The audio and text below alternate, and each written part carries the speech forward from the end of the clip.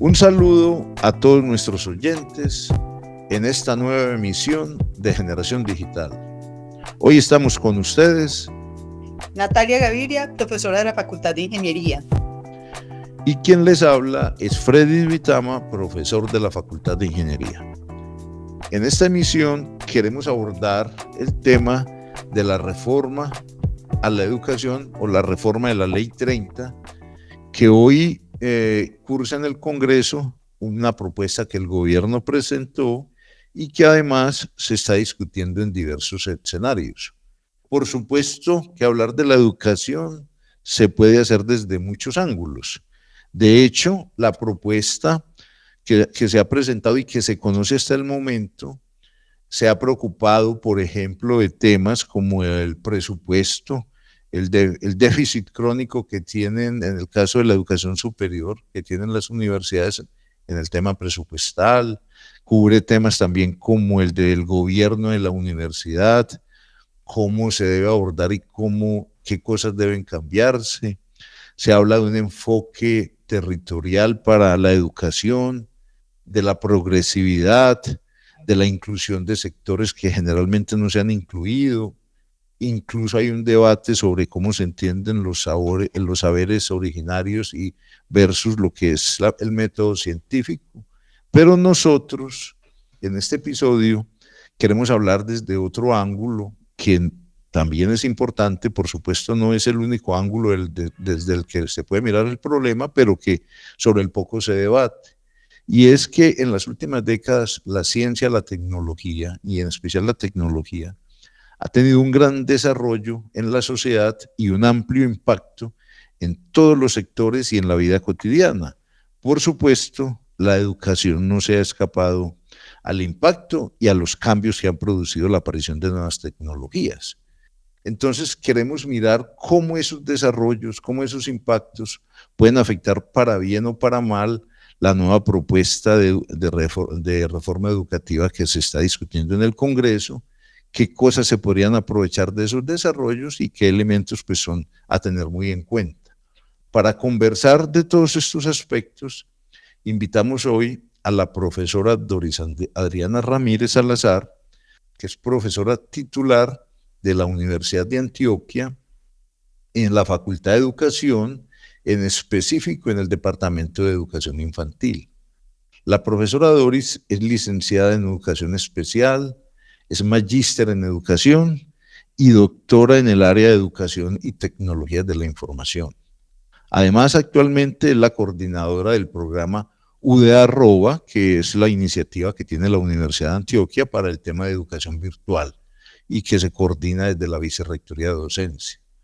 La profesora Doris también ha trabajado ampliamente en el tema de la investigación. Hoy es coordinadora del Grupo de Investigación Didácticas y Nuevas Tecnologías de la Facultad de Educación. Es coordinadora del programa U-Incluye, que está dirigido a jóvenes con discapacidad intelectual dentro de la Universidad de Antioquia. Sus líneas de trabajo son la didáctica y las tecnologías de la información, la educación virtual, la alfabetización digital y la inclusión social y las tecnologías de la información. O sea, es una de las personas con las que, por supuesto, hay que hablar de estos temas que anunciábamos al comienzo. Bienvenida, profesora Doris. Un saludo. Muchas gracias, profesor Freddy, profesora Natalia. Un saludo para todos los que nos escuchan. Doris, muchas gracias por estar con nosotros y por haber aceptado esta invitación. Pues yo creo que Freddy hizo una buena introducción acerca, digamos, de la Ley 30, de la reforma pues, a la Ley 30.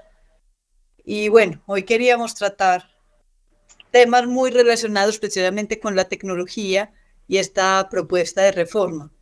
En particular hay un asunto que puede generar mucho debate y que de alguna forma en las universidades públicas genera cierto escozor, y es hablar del tema de eficiencia. Y digamos que este es uno de los principios que se mencionan en esta propuesta de reforma a la Ley 30. Independientemente, pues, digamos, de lo que esto genera al interior de las universidades públicas, yo quisiera que conversáramos un poquito acerca de cómo pueden las tecnologías de la información y las comunicaciones, las TIC, apoyar este principio rector? Bueno, Natalia y Freddy, yo creo que es importante pensar el tema de la incorporación de las TIC en el contexto educativo, también desde principios como los de la UNESCO que nos han, digamos, llamado últimamente a pensarnos la educación como un derecho fundamental. ¿Y eso qué quiere decir?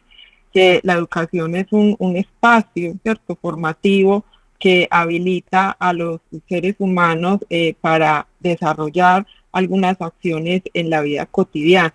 Y particularmente, aunque esta ley hace mucha referencia pues a esa educación superior, es importante tener en cuenta que las tecnologías de la información y la comunicación han permeado la educación desde los primeros niveles, es decir, la educación inicial, la educación básica, la educación secundaria y por supuesto la educación superior, pero también ha permeado la familia, el contexto de la sociedad, la cultura, las artes. Bueno, en general creo que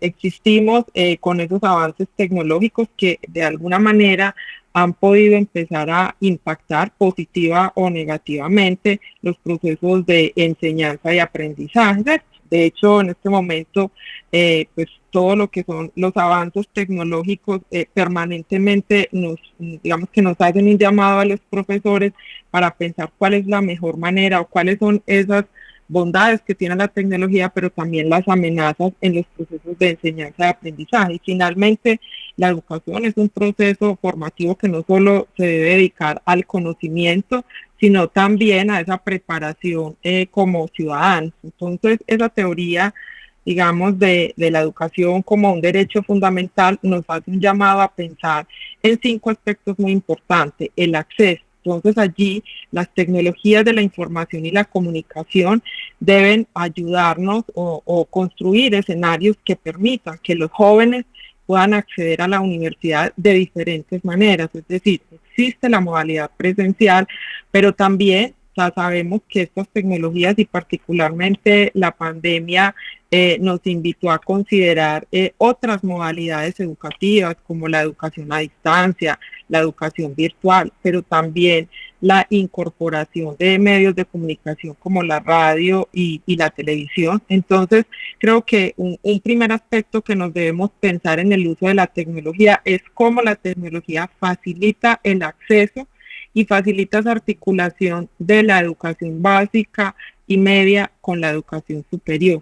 Pero no solamente el acceso, ¿cierto? O sea, ya tenemos en términos de esa educación como derecho y habilitador para el desarrollo de acciones como seres humanos y como ciudadanos, también está todo lo que tiene que ver con los recursos educativos, ¿cierto? Entonces, allí toda la demanda de educación debe pues, revisar qué tipo de recursos podemos utilizar en el contexto de la enseñanza y el aprendizaje que faciliten y lleguen de una manera sencilla, contextualizada a los estudiantes de acuerdo a sus ritmos y estilos de aprendizaje. Porque también esa teoría de la educación como un derecho nos plantea la inclusión. Y la inclusión hace pensar también en la diversidad, es decir, todos no aprendemos de la misma manera, todos necesitamos, digamos, elementos distintos para acercarnos al conocimiento y las tecnologías a partir de la construcción de recursos educativos puede ayudarnos también a cumplir pues como ese propósito. Pero yo creo que también la educación superior tiene que pensarse en términos de la adaptabilidad, es decir, de cómo los estudiantes no solamente ingresan, sino que permanecen en el ámbito de la educación superior y se gradúan. Y estas tecnologías pueden ayudarnos a construir diversas modalidades para apoyar los procesos de enseñanza y aprendizaje, pero también para apoyar otras estrategias de evaluación. Entonces allí también juega un papel importante, es cómo pensarnos el proceso de enseñar, de aprender, de evaluar y para qué evaluamos, ¿cierto? O sea, ¿qué queremos con ese conocimiento? En esencia, entonces, estas tecnologías deben ponerse pues como al servicio de una educación superior de calidad y no pensar esta ley solamente en términos de recursos, ¿cierto? O sea, los recursos son importantes, es necesario tener infraestructura en las instituciones educativas, conectividad. También, por ejemplo, en el caso de las regiones alejadas del casco urbano, es importante pensar en otro tipo de recursos educativos, porque a veces el Internet pues, es hasta imposible en una región, pero la radio y la televisión también constituyen elementos importantes para el acceso a la educación y para que las personas puedan adquirir el conocimiento. Entonces yo creo que lo que hay que pensar en estas tecnologías es cómo contribuyen de una manera más significativa a procesos de aprendizaje para ritmos y estilos distintos, pero también cómo los profesores en todos los niveles pues podemos enseñar haciendo uso de estas tecnologías y allí nos vamos entonces a pensar en que las modalidades educativas no terminan en la presencialidad, sino que es necesario combinar algunas modalidades para poder que toda la población acceda a la educación, como eso, como una posibilidad de formarse para luego desarrollar una función en la sociedad. Profesora, mire, eso, a ver, uno se pone a leer sobre estos temas, ¿cierto? Bueno, y le surgen muchas preguntas, porque, a ver, para todos es claro que el avance de las nuevas tecnologías ha sido vertiginoso y que, sin lugar a dudas, han impactado en la pedagogía y en el aprendizaje, y de manera positiva. Pero también surgen preocupaciones, por ejemplo, el tema de la deserción. Sí, si en la educación presencial hay deserción, cuando se media con tecnologías, ¿qué puede pasar? O, por ejemplo, hay quien dice, bueno, realmente esas tecnologías se pueden usar para programas de 5 años completamente, o incluso en la ley actual, hasta ahora, por ejemplo, hay una diferenciación muy clara entre lo que es un programa presencial y un programa virtual y se consideran casi que dos mundos diferentes. Entonces uno dice, bueno, con todos esos cambios, con el impacto que han tenido en la pedagogía y en el aprendizaje, en la nueva ley, ¿cómo se debería reflejar todos esos fenómenos que yo le acabo de mencionar? O sea, ¿de qué manera se deberían reflejar y que sean más positivos hacia los nuevos procesos educativos que la nueva ley facilitaría?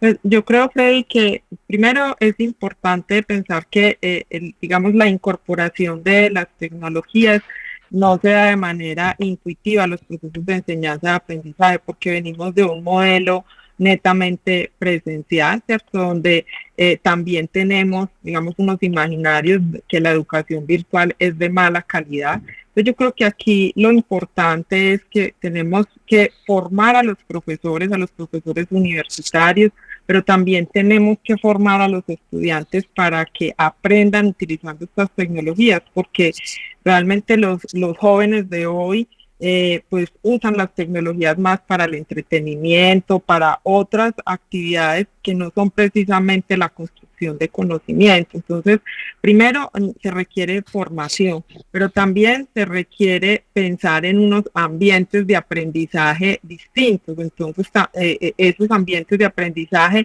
implican no solamente el espacio físico o el espacio virtual, sino que implica también los recursos educativos, implican las mediaciones que podemos desarrollar los profesores y los estudiantes, implica el trabajo colaborativo. Entonces, digamos que la ley debería hacer referencia y promover otros contextos de aprendizaje, otros programas que no son solamente los programas pues tradicionales que tenemos, es decir, si vemos en el mundo las certificaciones, las formaciones cortas, más especializadas, también son una opción para la formación, y generalmente las universidades le hemos dado la espalda a esas formaciones un poco más cortas, más especializadas, porque pensamos que son una responsabilidad de las instituciones técnicas. Y yo creo que pues el contexto de la formación para el desarrollo humano y para el trabajo es también un escenario que la universidad podría explorar en el uso, pues con el uso de estas tecnologías. Es decir, la organización curricular, las estrategias didácticas tienen que transformarse y permitirle a los estudiantes trabajar más por proyectos, por problemas, para que esa formación que requieren los habilite rápidamente, pero con buena calidad, pues para resolver los problemas de una sociedad y poder formar y desarrollar una actividad en el contexto social. Entonces yo creo que sí se requiere una transformación importante frente a esas modalidades tradicionales que se han planteado, también a la estructura curricular, ¿cierto? Que tenemos, un poco como pensar en los créditos académicos como una opción, pero una opción dinámica, es decir, que yo puedo tomar de un programa un crédito, de otro programa otra formación. Entonces eso implicaría, digamos, un contexto distinto para la educación superior, porque siempre hemos estado pues pensando en carreras de 5 años, que son la formación tradicional que ha brindado la universidad. Yo creo que estas tecnologías nos abren otras posibilidades, otros escenarios y nos ponen pues a la vista otros ambientes de aprendizaje que podemos utilizar de manera contextualizada a los profesores universitarios. Además, pues las herramientas como pues todo lo que son los recomendadores de contenidos, la inteligencia artificial, los simuladores, o sea, todos estos elementos que pueden contribuir a que el maestro mejore su didáctica, pero que en esencia tenga un conocimiento sobre el área que está enseñando. Eso va a permitir que la formación sea un poco más dinámica y que los estudiantes realmente sientan que esa formación les aporta para su vida. Yo creería que eso es en esencia lo que debemos pensar con esta transformación. Sí.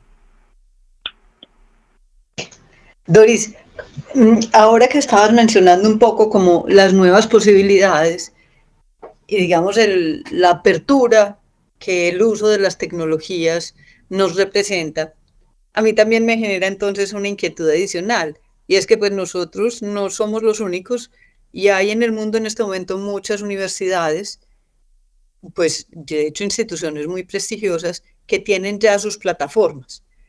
E incluso muchas veces ve uno que las personas, por ejemplo, a nivel de posgrado, pues prefieren recurrir a las plataformas y hacer un estudio postgradual en una universidad prestigiosa y no en una universidad, pues digamos, nacional. ¿Cómo podemos apoyarnos en las TIC? Y también como por el otro lado, ¿qué tipo de amenazas representan o cómo podemos desde la universidad como superar esa amenaza que de alguna forma representa esta competencia a través de las TIC? ¿Cómo ves vos ese tema? Yo creo, Natalia, que pues la formación en esencia o el modelo que que han propuesto muchas universidades de disponer contenidos allí en la plataforma para que cada persona vaya accediendo al aprendizaje de acuerdo a sus posibilidades, pues es una ruta formativa. Sin embargo, yo creería que también hay modelos de formación en educación virtual que apelan a la interacción, a la comunicación, y si pues pensamos un poco como en lo que propone la UNESCO de esas habilidades del siglo XXI, donde hay que desarrollar un pensamiento crítico, una capacidad comunicativa.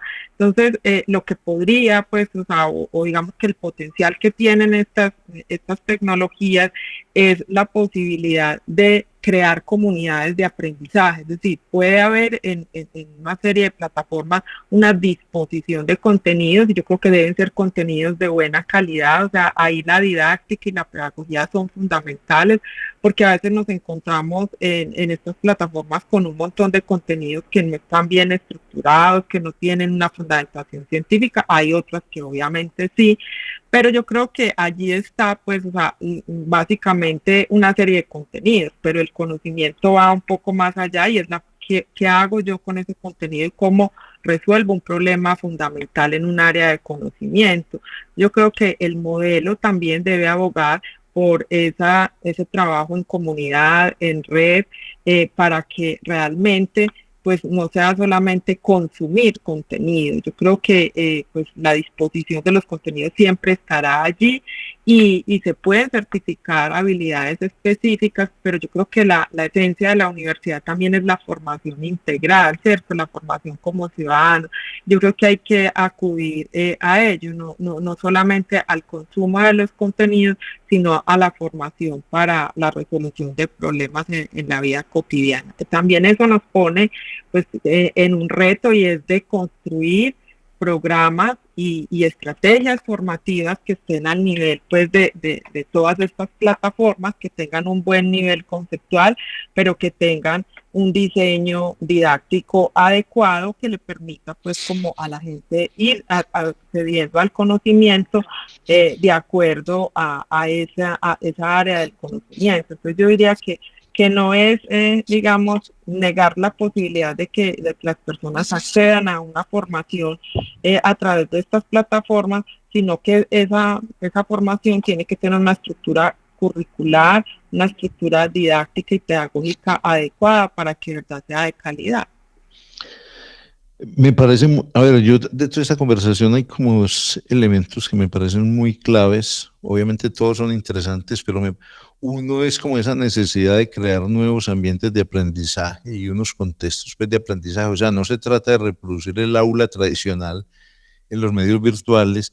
Y el otro que me gusta mucho, que de hecho en tecnología ya se empieza a ver el concepto de comunidad de aprendizaje.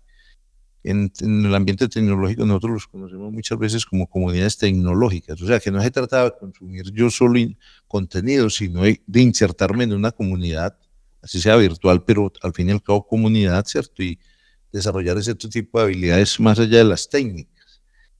Pero hay otra pregunta, pero entonces hay un tema que a mí me surge a raíz de todo eso que le escucho, Doris, es que, a ver, digamos que una cosa es el marco normativo, las metodologías de enseñanza, pero también hay una exigencia hoy en el mundo y casi en todas las profesiones se refleja el de tener ciertas habilidades, como lo que llaman pensamiento computacional, o sea, incorporar ya en cada profesión habilidades que permitan sacar provecho de estas nuevas tecnologías de la información y las comunicaciones, pero para la profesión en específico, ¿cierto?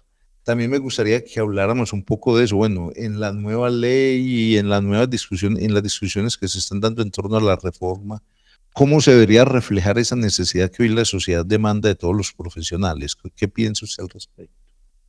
Y el asunto de cómo reflejar esas habilidades tiene que ver pues no solamente con contenido, sino con un currículo o con un, digamos, con un concepto que es el del aprendizaje a lo largo de la vida.